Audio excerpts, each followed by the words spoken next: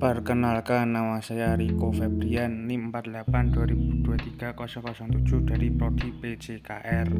Yang pertama, saya akan membahas tentang biomekanika versus kinesiologi.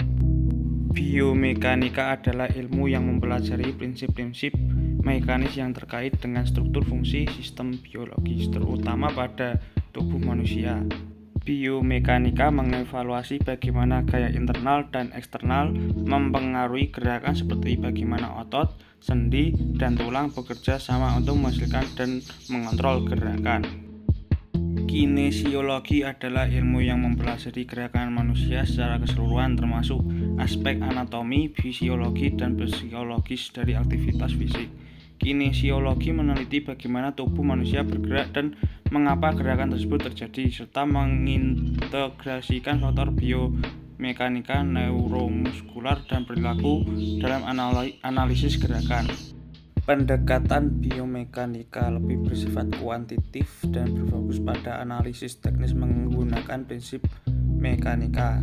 Kinesiologi lebih komprehensif, melibatkan pendekatan multidisiplin yang mencakup anatomi, fisiologi, biomekanika, psikologi, dan sosiologi. Singkatnya, biomekanika adalah bagian dari kinesiologi yang lebih terfokus pada mekanika gerakan tubuh, sementara kinesiologi mencakup keseluruhan aspek yang terkait dengan gerakan manusia.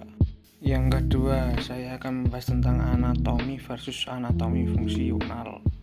Anatomi fungsional adalah subdisiplin dari anatomi yang mempelajari bagaimana struktur tubuh berkaitan dengan fungsi biologisnya. Ini berarti anatomi fungsional tidak hanya memeriksa bentuk dan lokasi organ, tetapi juga mempelajari bagaimana struktur-struktur ini berinteraksi dan bekerja bersama untuk mendukung fungsi tubuh secara keseluruhan. Contohnya, anatomi fungsional melihat bagaimana otot dan tulang bekerja bersama untuk memungkinkan gerakan, atau bagaimana struktur jantung dan pembuluh darah berhubungan dengan fungsinya dalam sirkulasi darah. Secara ringkas, anatomi menekankan pada apa struktur tubuh itu, sedangkan anatomi fungsional menekankan pada bagaimana struktur tersebut bekerja atau berfungsi. Yang ketiga, saya akan membahas tentang gerak linear versus angular.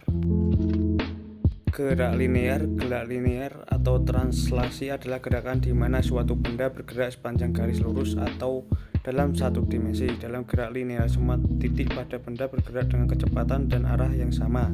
Parameter utama yang digunakan untuk mendeskripsikan gerak linear meliputi posisi, kecepatan, percepatan, dan waktu. Contoh gerak linear adalah berlari yang bergerak di jalan lurus atau bola yang ditendang lurus ke depan. Gerak angular adalah gerakan di mana suatu benda berputar di sekitar titik tertentu atau sumbu. Dalam gerak angular, titik-titik pada benda bergerak dalam lintasan melingkar atau berputar dengan kecepatan sudut yang berbeda-beda tergantung jaraknya dari sumbu rotasi. Contoh gerak angular adalah lari yang berputar, tangan yang berayun, atau kaki yang berayun berputar. Perbedaan utama antara keduanya adalah bahwa gerak linear melibatkan perpindahan posisi dalam satu garis lurus, sementara angular melibatkan perputaran atau perubahan sudut di sekitar sumbu. Yang keempat, saya akan membahas tentang kinematika versus kinetika. Kinematika adalah studi tentang gerakan tanpa memperhitungkan gaya yang menyebabkan gerakan tersebut. Fokusnya adalah pada deskripsi gerakan seperti kecepatan, percepatan, dan lintasan. Dalam olahraga, kinematika digunakan untuk menganalisis bagaimana atlet bergerak, misalnya analisis gerakan pelari, teknik renang, atau pola ayunan dalam golf. Kinetika adalah studi tentang gaya yang menyebabkan gerakan atau perubahan gerakan. Fokusnya adalah pada hubungan antara gaya yang diterapkan dan respon gerakan tubuh. Kinetika digunakan untuk memahami bagaimana kekuatan dan beban mempengaruhi performa atlet, misalnya dalam olahraga angkat besi. Pemeriksaan pada komponen kinematika dan kinetika penting untuk dapat memahami semua gerak aspek. Hubungan antara kinematika dan kinetika juga perlu dipelajari karena setiap akselerasi dari ekstremitas benda atau tubuh manusia adalah hasil dari gaya yang dihasilkan pada titik sama, pada waktu tertentu, dengan besaran tertentu, dan untuk durasi tertentu. Yang kelima, saya akan membahas tentang statis versus dinamis. Latihan statis melibatkan posisi tubuh yang tetap dan tidak ada gerakan besar yang dilakukan. Contoh utama adalah latihan kekuatan seperti isometrik, di mana otot-otot kontraksi tanpa mengubah panjangnya, seperti plank, wall sit, dan stretching statis.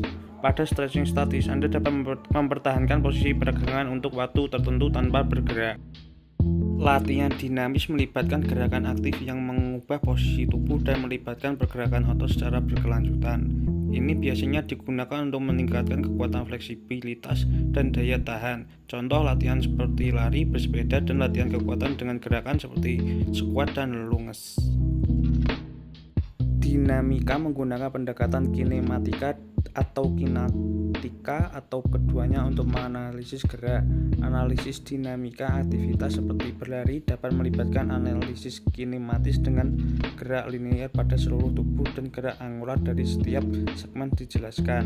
Analisis kinematika dapat dihubungkan dengan analisis kinetika yang menjelaskan gaya yang diaplikasikan ke lantai dan pada sendi saat seseorang berlari. Sekian dari saya dan terima kasih.